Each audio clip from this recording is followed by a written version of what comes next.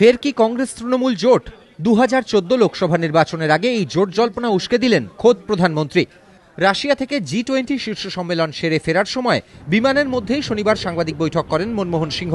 সেখানেই তাকে জিজ্ঞাসা করা হয়, আসন্ন লোকসভা নির্বাচনে কি মমতা বন্দ্যোপাধ্যায়ের সঙ্গে জোট বাঁধবেন। প্রধানমন্ত্রী বলেন, রাজনীতিতে স্থায়ী বন্ধু বা শত্রু হয় না।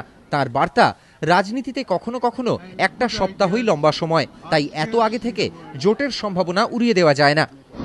In politics, there are no permanent enemies and permanent friends. And in many ways, a week in politics is sometimes an unusually long period of time. So I don't rule out, for example, the alliances. শুধু এখানেই থেমে থাকেননি প্রধানমন্ত্রী। তিনি এক ধাপ এগিয়ে বলেন, মমতাকে ইউপিএ সরকারে পেয়ে আমরা খুশি ছিলাম। দেশের ধর্মনিরপেক্ষতাকে মজবুত করার স্বার্থেই সমমনোভাবাপন্ন ও ধর্মনিরপেক্ষ মানুষদের এক মঞ্চে আসা উচিত।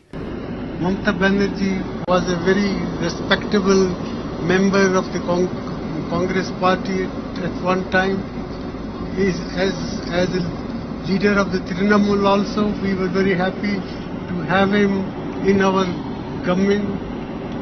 We would very much like-minded, secular-minded persons should work again to give this our country polity a thrust in favor of secular elements.